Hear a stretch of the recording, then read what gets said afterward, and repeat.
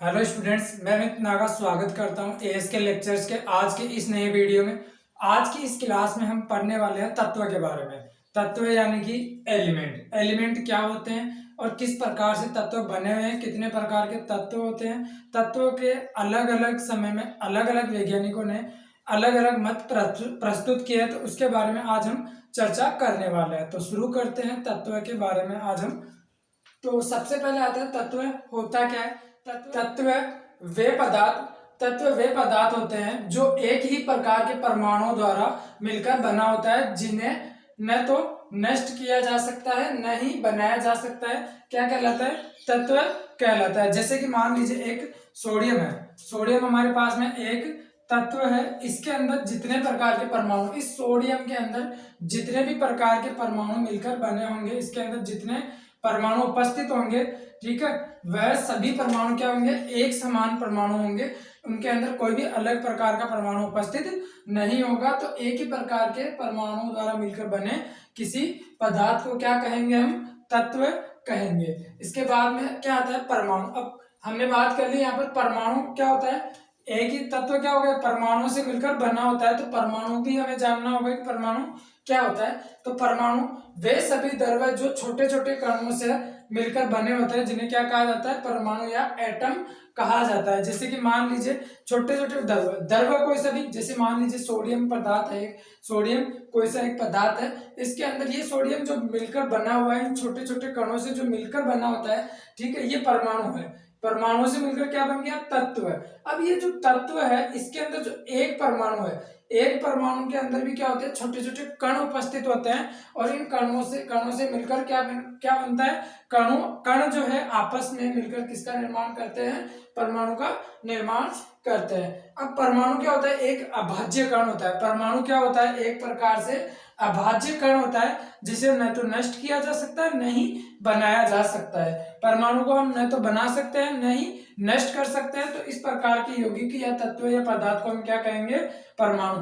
परमाणु वह पदार्थ होता है जो परमाणु पदार्थ की सबसे छोटी अवस्था होती है। क्या होती है? परमाणु पदार्थ की सबसे छोटी अवस्था होती है। अगर हम किसी पदार्थ को तोड़ते जाएंगे, जैसे कि मान लीजिए हमारे पास में ये कोई पदार्थ है, सोडियम नामक कोई पदार्थ है, सोडियम नाम का कोई पदार्थ है। इसके अंदर क्या कर लिया? इसको जो टुकड़ों में विभक्त किया, इसको तोड़ा, तो इस एक प्रकार का हमने क्या कर लिया? एक कण जो है, परमाणु जो है, उसको क्या कर लिया? हमने अलग कर लिया। तो जब हमने इस परमाणु को अलग कर लिया, ठीक है, अब इसको अलग करने के बाद में हमने इसको और अधिक छोटे टुकड़ों में विभक्त करना चाहा, तो ये क्या हुआ? यहाँ पर आके रुक गया, जिसका और अधिक हम छोटा भाग नहीं कर पा रहे थे। तो इसका नाम क्या दे दिया हमने?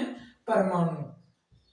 अब जो परमाणु होता है, इसके अंदर ये परमाणु तीन चीजों से मिलकर बना होता है। कौन कौन सी चीजें होती है उनके बारे में हम ऑलरेडी पढ़ चुके हैं, और एक बार और बता देते हैं। जैसे ये परमाणु है, इस परमाणु के अंदर क्या होते हैं? एक तो होता है प्रोटॉन उपस्थित होते हैं, एक होते हैं न्यूट्रॉन्स उपस्थित होते हैं, और एक क्या होते हैं? इलेक्ट्रॉन उपस्थित होते हैं। तीन प्रकार के कणों से मिलकर क्या बनता है? परमाणु। कौन कौन से कण हो गए? प्रोटॉन हो गए, न्यूट्रॉन्स हो गए और इलेक्ट्रॉन्स हो गए। अब परमाणु कहाँ पर होते हैं? ये प्रोटॉन कहाँ पर होते हैं, न्यूट्रॉन्स कहाँ पर होते हैं और इलेक्ट्रॉन्स कहाँ पर होते हैं, वो देखते हैं। जैसे कि हमारे पास में ये एक परमाणु है, ठीक है। अब इसके अंदर परमाणु का एक नाभिक भी होगा। सबसे बीच वाला जो सेंटर होता है उसे हम क्या कहते हैं? नाभिक। जैसे ये परमाणु हो गया इतना बड़ा, तो इसका जो बीच का जो सेंटर है, इसे हम क्या कहेंगे? नाभिक। अब ये जो नाभिक है, इसके अंदर क्या होता है? इस नाभिक में क्या क्या उपस्थित होते हैं? प्रोटॉन्स और न्यूट्रॉन्स। यहाँ पर क्या पाएंगे? प्रोटॉन और न्यूट्रॉन्स उपस्थित होंगे। और जो इलेक्ट्रॉन होते हैं वो क्या होते हैं? नाभिक के अंदर। नाभिक जो होता है, इस नाभिक के बाहर जो बाह्यतम कक्षा होती है, इसमें क्या करते हैं? इलेक्ट्रॉन अपने चक्कर लगाते रहते हैं। तो इलेक्ट्रॉन कहाँ पर उपस्थित है? नाभिक के बाह्यतम कक्षा के अंदर क्या उपस्थित होते हैं? इलेक्ट्रॉन उपस्थित होते हैं। इसके बाद में क्या होता है? एक तत्व में उपस्थित सभी परमाणु का भार। एक तत्व के अंदर जितने भी परमाणु उपस्थित होते हैं, जैसे मैंने यहाँ पर क्या कहा कि ये समान प्रकार के क्या होंगे? परमाणु उपस्थित होंगे। अब जो ये तत्व है, इसके अंदर जितने भी परमाणु से ये मिलकर बना हुआ है, इसके अंदर इसका जो द्रव्यमान, जैसे मैंने मान लिया 0.1 है, ठीक है, एक परमाणु का द्रव्यमान क्या है 0.1 है।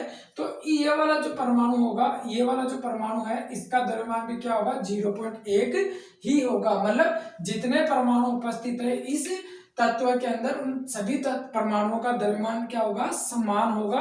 किसी के अंदर भी किसी का भी द्रव्यमान क्या होगा अलग नहीं होगा, और सभी परमाणु क्या होंगे एक समान होंगे। ठीक है, इसके बाद चलते परमाणु संख्या।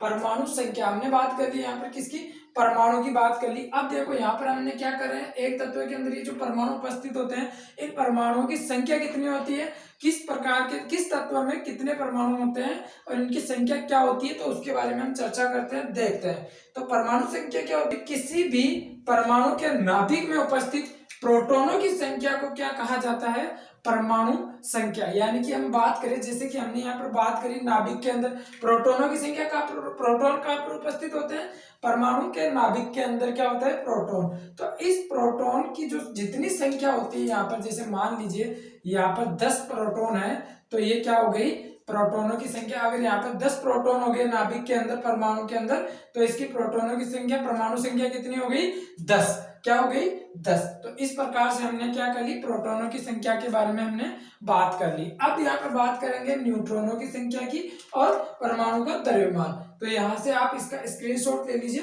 फिर इसके बाद में आगे चलते हैं। हाँ, तो आपने स्क्रीनशॉट ले लिया होगा। अगला देखते हैं। अगला है हमारे पास में न्यूट्रॉनों की संख्या। न्यूट्रॉनों की संख्या क्या होती है, किसी भी नाभिक में उपस्थित न्यूट्रॉनों की संख्या को क्या कहा जाता है, न्यूट्रॉनों की संख्या, जिसे क्या किया जाता है एन द्वारा प्रदर्शित किया जाता है।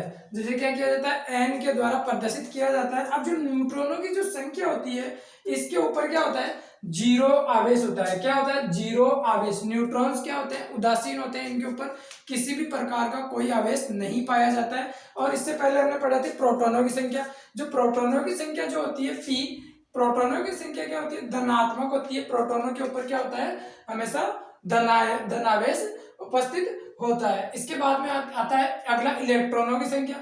परमाणु के बाह्यतम कोश में, परमाणु के बाह्यतम कोश में जितने इलेक्ट्रॉन पाए जाते हैं वो क्या कहलाते हैं, उनका योग क्या कहलाता है इलेक्ट्रॉनों की संख्या। और इलेक्ट्रॉनों की जो संख्या होती है इसके ऊपर क्या होता है ऋणावेश होता है। क्या होता है ऋणावेश। ये क्या होती है ऋणात्मक होती है। इसके बाद में जितने प्रोटॉन होंगे वो क्या हो जाएगा उसका परमाणु क्रमांक, जितने प्रोटॉन और न्यूट्रॉनों की संख्या। इसके बाद में चलता है अगले द्रव्यमान संख्या। द्रव्यमान संख्या होती क्या है, द्रव्यमान संख्या होती है किसी भी परमाणु के नाभिक में उपस्थित, किसी भी परमाणु के नाभिक में उपस्थित प्रोटॉनों की संख्या एवं न्यूट्रॉनों की संख्या। प्रोटॉनों की संख्या एवं न्यूट्रॉनों की संख्या के योग को क्या कहा जाता है द्रव्यमान संख्या कहा जाता है। द्रव्यमान संख्या कहा जाता है, जिसे क्या करते हैं हम कैपिटल ए द्वारा प्रदर्शित करते हैं। इससे पहले हमने एक वीडियो अपलोड कर रखा है द्रव्यमान संख्या किस प्रकार से निकाली जाती है, वहां से आप इसको देख सकते हैं। इसके बाद चलते हैं, हमने ये देख लिया प्रोटॉनों की संख्या देख ली, प्रोटॉन देख लिए। इसके बाद में देखा हमने न्यूट्रॉन देखे और फिर देखे इलेक्ट्रॉन।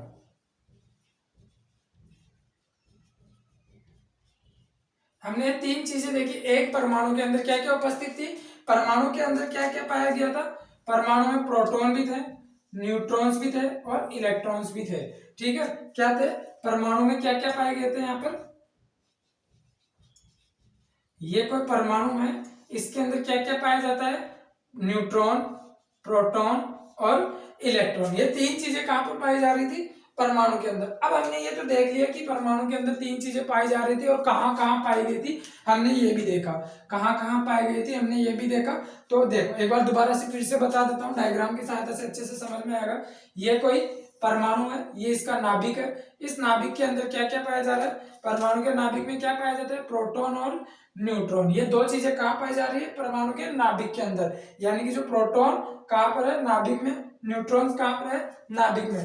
प्रोटॉनों और न्यूट्रॉनों के दोनों का जो टोटल योग होता है वो क्या कहलाती है द्रव्यमान संख्या कहलाती है। अब जो इलेक्ट्रॉन होते हैं वो कहाँ पर पाए जाते हैं, इलेक्ट्रॉन किसी भी परमाणु की जो बाह्यतम कक्षा है इसके अंदर कहाँ पाए जाते, क्या पाए जाते हैं इलेक्ट्रॉन पाए जाते हैं। हमने ये देख लिया। अब इसके बाद में सबसे पहले जो प्रोटॉन है, न्यूट्रॉन है, इलेक्ट्रॉन है, इनके बारे में किसने बताया हमें, तो उसके बारे में हम चर्चा करेंगे। तो सबसे पहले किसने किसकी खोज करी थी, उसकी एक हमारे पास में ट्रिक है। तो ट्रिक की सहायता से हम देखेंगे तो कभी भूलेंगे नहीं इसको। तो इसकी ट्रिक है, ईंट पर गोलू नाचे। ये क्या हो गई इसकी ट्रिक। तो इसकी ट्रिक से देखते हैं, ये ई है, ई से मतलब है इलेक्ट्रॉन। ई से क्या तात्पर्य है, इलेक्ट्रॉन। इलेक्ट्रॉन की खोज किसने करी थी, सर जे थॉमसन ने क्या किया, इलेक्ट्रॉन की खोज करी थी। इस ई का मतलब है इलेक्ट्रॉन और इस टे का मतलब है थॉमसन। क्या मतलब है, टी से क्या समझ में आता है, टी फॉर थॉमसन। ठीक है, इसके बाद में आता है, क्या आता है, परमाणु। क्या आता है, सॉरी, प्रोटॉन आते हैं। पैसे मतलब है इसके जस्ट अगला जो वर्ड आ रहा है अपने पास में, क्या आ रहा है, गोलू। तो इस गो से मतलब है गोल्डस्टीन। गो से क्या मतलब हो गया, गोल्डस्टीन। इसके बाद में आता है न्यूट्रॉन्स की खोज किसने करी है। न्यूट्रॉन्स की खोज यहां पर देखेंगे, ना से क्या आ रहा है, न्यूट्रॉन्स। इस ना से मतलब है न्यूट्रॉन्स, और चे से मतलब न्यूट्रॉन्स की खोज किसने करी है, यहां से आ रहा है चे आ रहा है, तो चे से मतलब हो रहा है James Chadwick. Sir James Chadwick. Sir James Chadwick ने क्या किया है, इसकी न्यूट्रॉन की खोज करी है। तो इस प्रकार से हम इनको याद भी रख सकते हैं कि परमाणु की खोज किसने करी थी, न्यूट्रॉन्स की खोज किसने करी, इलेक्ट्रॉन की खोज किसने करी। यहाँ से आप इसको भूलोगे नहीं, इस ट्रिक से, ईंट पर गोलू नाचे, यहाँ से आप इस ट्रिक से देखेंगे तो ये आपको आसानी से याद होंगे। तो आज हमने चर्चा करी है किसकी, तत्व के बारे में। तत्व के बारे में हमने चर्चा करी है। तो तत्व के बारे में हमने क्या देखा, सबसे पहले तो कि तत्व होते क्या है, तत्व में क्या उपस्थित होते हैं, परमाणु होते हैं। परमाणु के अंदर क्या क्या उपस्थित होते हैं, प्रोटॉन न्यूट्रॉन इलेक्ट्रॉन उपस्थित होते हैं। प्रोटॉन न्यूट्रॉन इलेक्ट्रॉन की खोज किसने करी है, और प्रोटॉन और इलेक्ट्रॉनों की संख्या के टोटल योगों को क्या कहते हैं, द्रव्यमान संख्या। और न्यूट्रॉनों की संख्या देखी, इससे पहले हमने परमाणु संख्या देखी। ठीक है, तो उम्मीद है आप लोगों को इस ये वीडियो देखने के बाद में आपको कोई भी तत्व के बारे में आप आसानी से व्याख्या कर पाएंगे और इसके कोई भी समस्या नहीं आएगी। तो उम्मीद है आप लोगों को यह वीडियो अच्छा लगा होगा। वीडियो अच्छा लगा है तो प्लीज वीडियो को लाइक कीजिए, शेयर कर दीजिए, और चैनल पर अगर आप नए हैं तो चैनल को सब्सक्राइब कर दीजिए। धन्यवाद।